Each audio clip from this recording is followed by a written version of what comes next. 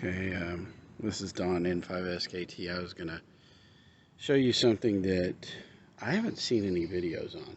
And maybe it's just me. Maybe I'm not the one that, or not looking in the right place or whatever, but I just haven't seen it. So what I'm going to talk to you about is what do you do with a rotator after you've gotten the rotator fixed up or you've got it calibrated. So this is temporary. Do not assume, because here's my hex beam. That will eventually go on to this. Now this is temporary. I'm just doing it to understand and get everything tuned up and working and make sure that I've got everything right. I've still got some issues with the hex beam that have nothing to do with the hex beam itself. It just has to do with me. And some of those are, I still need, I came in and moved this down so that I could make the transition over to this pole. But I still have some of these, and I don't know how well it shows up in the video, but I still have some issues here in getting this on, or getting those ice wires tightened up at the top. You're supposed to crimp them down. The problem is, if you can see, there's a ton of them up there. There's all of the support ones that hold up the individual spreaders.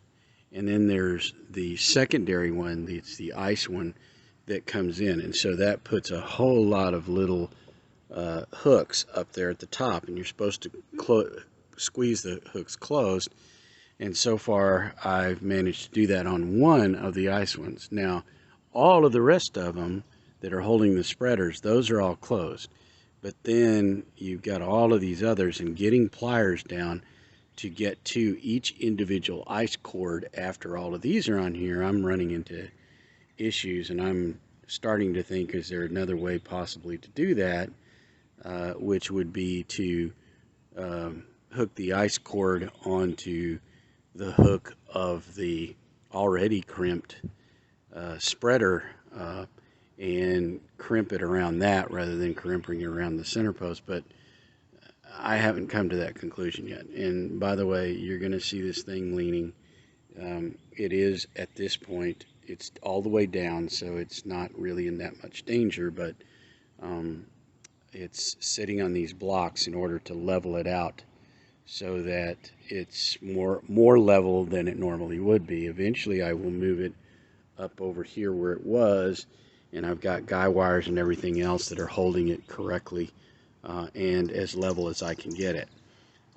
Then these things here, these masts that they're on-stage masts. They're actually, I bought them a few years ago and I thought they were fairly inexpensive, and it turns out no. These suckers cost about $170 a piece, and that depends on when you buy them. So when I bought them before the pandemic, they were a lot less expensive, maybe I just don't remember. But anyway, I wanted to take you through, and we're going to go back to the actual rotator. So this is what I'm doing with the rotator. I've got a mass connection here, and I've got a mass connection here. And the reason that that's important is because a lot of guys take this thing and set it on the ground, screw it here into a base plate and hold that, and then the entire 30 foot of mast sits on this.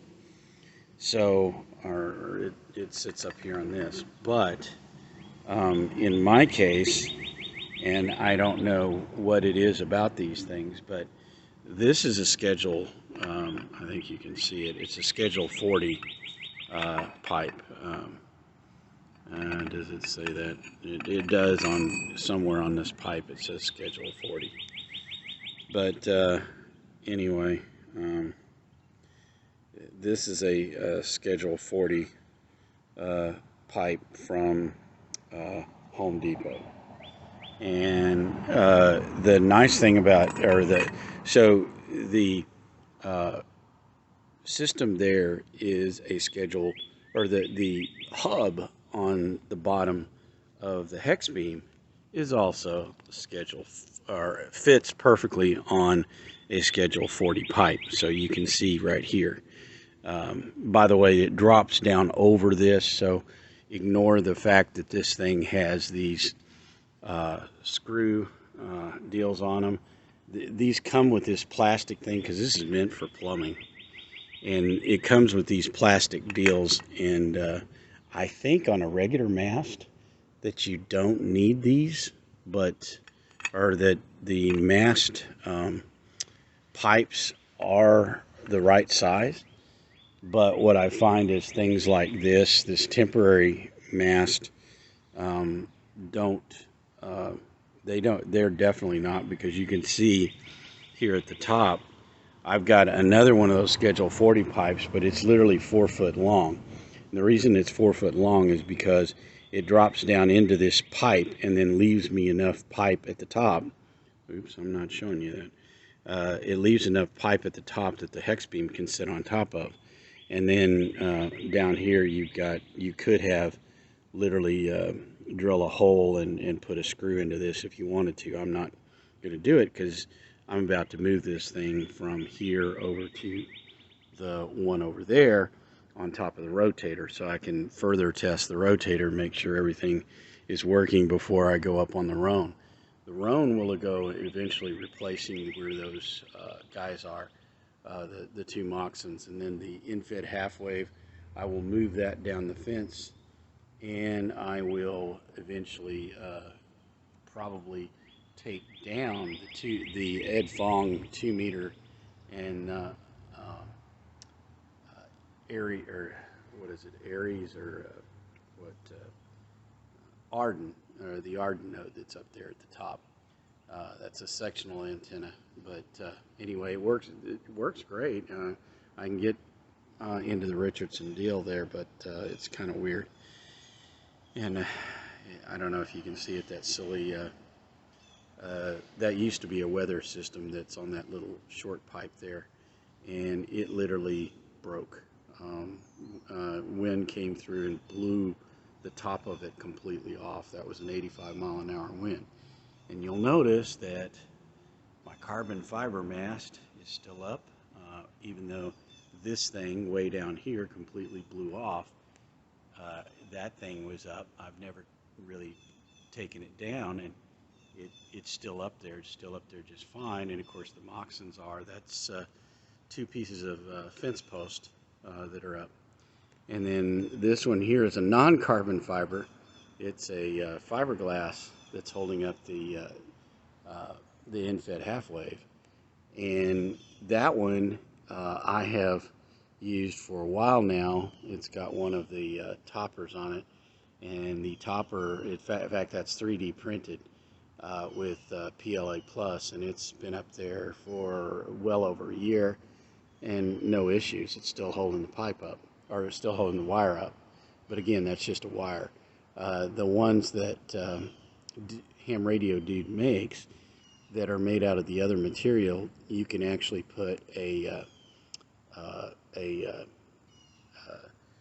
ham stick on it, and it will hold the ham stick up for pretty much forever. I've not had any issues with that one. But this one, I use that one, the Ham Radio Dudes, for other purposes.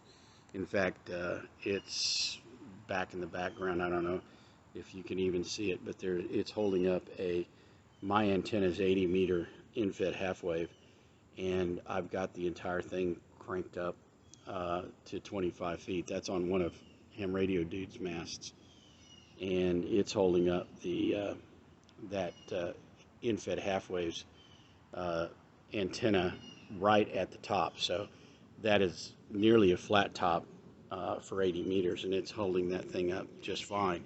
Again, I've had winds that have knocked that piece off right there and just blew it completely away, and it did it. I don't know. Let me see if I can zoom in to where, yeah, there it is.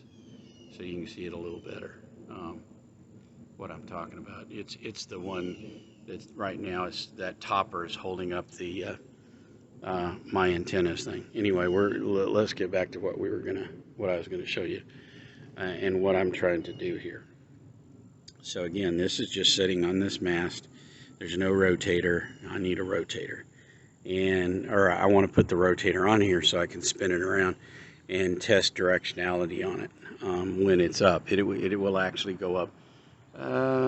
If you see this pipe right here, it'll go up about that high. So the bottom will be about that high. So yeah, that's not going to be the eventual 30 feet that I get. By the way, those two moccasins right there are 20 feet. When the hex beam goes up, it'll go on top of a mast, not a Roan H30. The Roan H30 will actually go up 10 feet higher than that. So probably around the height of this 2-meter antenna, the Ed Fong up here, it'll be about that high, which should give me some good results up there. Anyway, that's for a later date. Right now, let's get back to this and what I was going to show you. So here we have this rotator mast to mast, and it's providing the connectivity from this larger mast to this smaller mast. However, as you can see, I've got this as about as tight as it'll go, and it's not holding up. And so I have some things that Roan sells. They're essentially shims that drop down in here that will hold this up. Now, I'm not going to do this while I'm on here. I'm just showing you what's going to happen. I'm going to put these shims inside here, and with the shims in it and I close this, it will more than hold this pipe. And then I want to point out something else, because this is not, just doing it this way ain't going to cut it.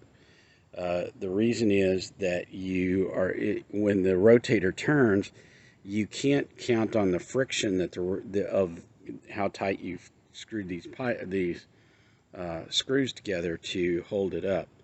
So what you do is they provide a hole, and there is a bolt that goes all the way through to the other side here.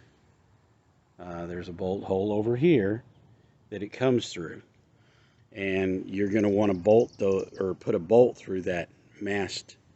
Same thing here. There's a bolt here, and it comes through all the way to